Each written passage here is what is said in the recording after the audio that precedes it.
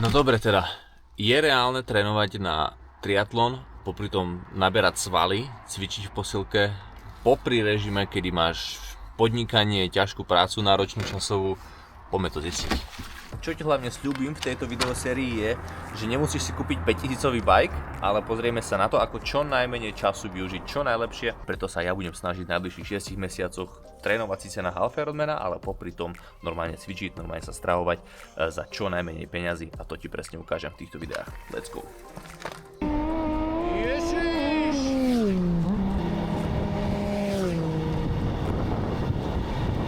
A nebudeme si dnes komplikované veci, mitochondrie a excentrická sila kvadricepsu, prečo je dobrá, keď nechceš starobe padať, vysvetľovať. Na to bude čas v ďalších epizódach, kde si ukážem aj jedlo a tak ďalej. Ale len také dva body, ja si myslím, že COVID zrobil veľa vecí zlých, že ľudia sa dokázali pohádať na každej veci, ale čo zrobil COVID veľmi dobre, je, že ľudia si uvedomili, aké je na hovno sedieť doma a nerobiť nič a viacej sa hýbať. Aj kvôli tomu proste teraz podľa mňa každý bicykluje a má to taký akože impact dlhodobý. No a to je, myslím si, že dobrý trend. No otázka je, že prečo nevyužiť ten hype na to, aby sme to vedeli nejako trošku lepšie uchopiť. Takže dnes v podstate len skrátke také dva hlavné dôvody, prečo by sme sa mali viacej hýbať, viac športovať a prečo skúsiť možno či triatlon, či proste posilku, ale podľa mňa taká kombinácia, že triatlon a k tomu dvakrát do týždňa posilka je úplne mega pre 95% populácie, ktorí nemajú nejaké vyššie športové ciele. A ten dôvod číslo 1 je presne čo som spomínal, nechceš proste, uvedomili sme si, aké je to na hovno sedieť doma.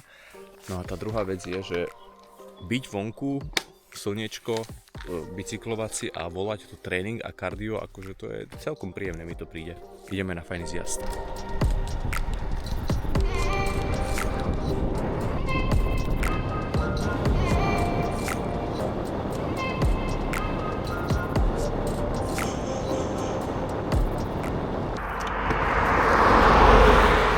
No a ten druhý dôvod je v podstate veľmi simple.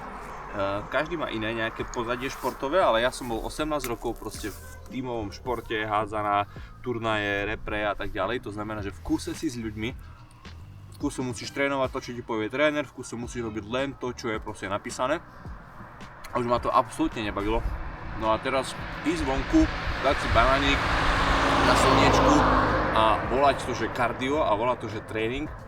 Plná krása proste, pozeráš si na domáci hostia v Žipove, v dedinke, úplná bomba. No a zaujímalo by ma, že keď za posledné roky od covidu si sa ty dostala viac športovaniu a možno k triatlónu a k posilke, čo ťa dostalo k tomu? Čo ťa k tomu triggerlo? Či ťa niekto zobral? Kľudne sa podiel dole v komentároch.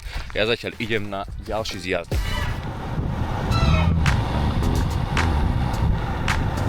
No povedz mi, či toto nie je lepšie kardio, ako byť na spočenom orbitreku, ty kokos. A vedľa teba typek v nebi aj tielku proste zavíja. 80, 100, hoši 120. Bože, ja som bol vždy taký hejter, že neverím tomu, že raz budem bicyklovať, keď som videl to oblečenie obťahnuté, však ako aj vidíš, ak vyzerá úplne smiešne, príľba na hlave, úplne hrozné.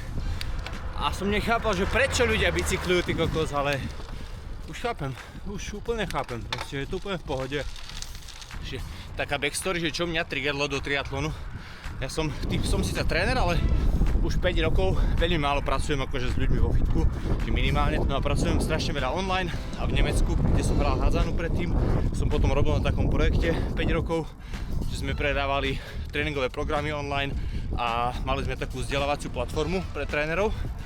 A každý rok sme robili tréningový kemp na Lanzarote, na Kanárskych ostrovoch, kde sme mali crossfitový kemp týždeň, čiže spieranie, gymnastika, bazény a tak ďalej. No a tam som prvýkrát videl, že naživo Ironmana, keď sme sedeli po kempe na pivku, tak zrazu okolo nás išli típci, ktorí končili maratón, predtým mali 180 bike, 2200 výškových, extrémne teplo. A ak som tam sedel na tom pivku, si hovorím, že kokos, akože crossfit je frajerina, je to perfektný šport, biehanie činiek, všetko pekné, ale robiť toto, že 10, 12, 15 hodín, akože musí to byť brutál, že raz by som to chcel skúsiť, takže bol to pre mňa taký dosť veľký trigger. No lenže, tak ako každý jeden šport, keď náhodou chceš začať hocičím, či je to cvičenie, či je to proste kondička, message tohto jedného videa je, že ak ideš začať, vyber si aktivitu, ktorá ti je úplne že najkomfortnejšia. To znamená, že keď máš náhodou nejaké kila naviac alebo takto, a vieš, že beh je mega nekomfortný a ten bike je fajn, že ťa to baví a máš možno e-bike, ber si e-bike, rob zónu 2, ako náhle dáš dole nejaký kila, môžeš si kúpiť normálny bike, potom prejdeš ďalej.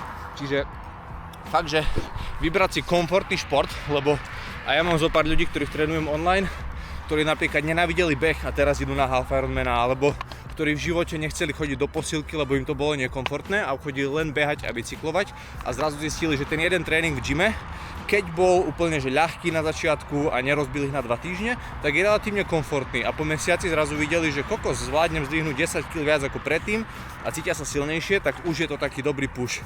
Ale keď tvoj prvý kontakt s akýmkoľvek športom bude, že ťa zoberú kamoši na bicykel a pôjdete proste kopce a ty zomrieš na tom prvom, tak budeš mať z toho takú traumu, že už sa ti v živote nebude chcieť ísť na bike a budeš mať úplne hnus proste k tomu. Čiže vyber si šport, ktorý je jednoduchý pre teba, takže je to úplne jedno, aj keby to bol hobby horsing. Inak keby ste niekto poznali, kde môžem ísť robiť hobby horsing a skúsiť si to, please let me know.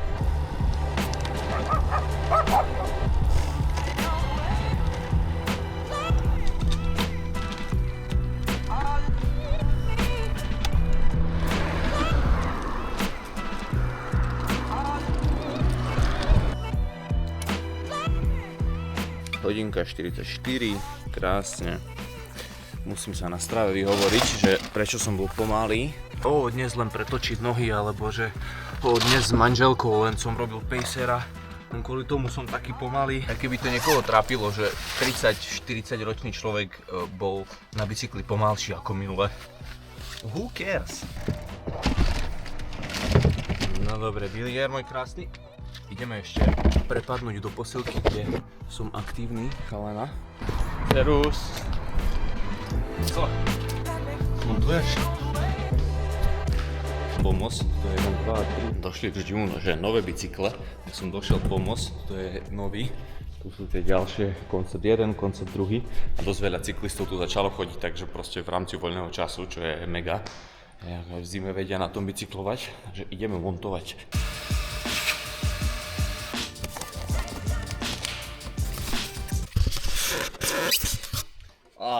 Tak nenavidím ten zvuk polystyrenu.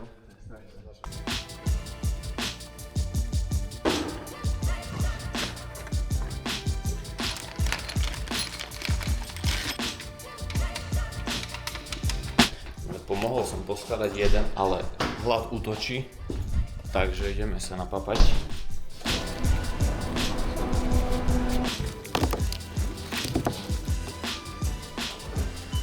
Inak všeobecne perfektný snack. Väčšinou mám normálne, že shake, čiže mlieko, proste whey a banán, ale keď nestíham, tak toto tu je úplne, že topka. A k tomu sentimentálna sladkosť Snickers, každý máme niečo z detstva, tak toto je moje. Keď sme išli z lyžovačky a otec sme stáli na pumpe, tak len oci, prosím, zoberieš mi Snickers. Ešte nahodím do kalorických, momentálne si sledujem kvôli cholesterolu, lebo som mal vyšší, takže čo je inak akože mega, keď sa človek naučí normálne stravovať, tak úplne v pohode mu tam vojde aj také čosi a vôbec sa nebojím toho, že zomriem, proste sledujem si nasýtené mastné kyseliny, vlákninu a mám teraz zatiaľ 16 gramov z 25, čo mám vlastne povolené na deň a pritom mám Snickers a nejaký sladký drink a úplne v pohode. Akože... Inak taký fun fact, ja si vždy robím shake, že mlieko, banán, whey namiesto vody. Samozrejme kvôli tomu, že nejaké kalórie mám najviac z toho mlieka a za druhé, hovorím to správne Lenka, že mlieko viacej hydratuje ako voda, tak? Okay? Čiže mlieko ťa viacej hydratuje ako voda, čo je celkom good. No a zároveň keď proste palíš kalórie, že hodinka a pol bicykeli aj nie 800 alebo 1000 kalórií, tak z toho mlieka máš nejakých 150-200 naviac.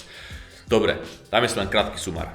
Nakoniec som si dal predsa len ešte aj shake, lebo mám málo bielkovín dnes. Čiže sumár, ak sa chceš trošku lepšie zorientovať v tréningu, nechceš mať stres non-stop z toho, čo proste máš kedy robiť a máš pocit na Instagrame, že musíš trénovať 20 hodín týždenne na to, aby si naberal svaly a aby bola viac fit, tak kľudne ostaň na tomto kanáli, budem sa tešiť, ak sem hodíš odber, ukážem ti aj dôkaz, že sa to dá. Ja nie som žiadny bodybuilder aj nič podobné, ale vidíš, že tuto posledné mesiace vlastne svalová hmota mi ide hore, zatiaľ čo tuk ide dole už 4. mesiac, už popri tom ako vlastne trénujem na triatlon a jasné, že nebudem stať proste na bedni, ale Trénujem 2-krát do týždňa vo fitku, teraz sa to ešte bude znova meniť, že budem trénovať iba 20 minút denne.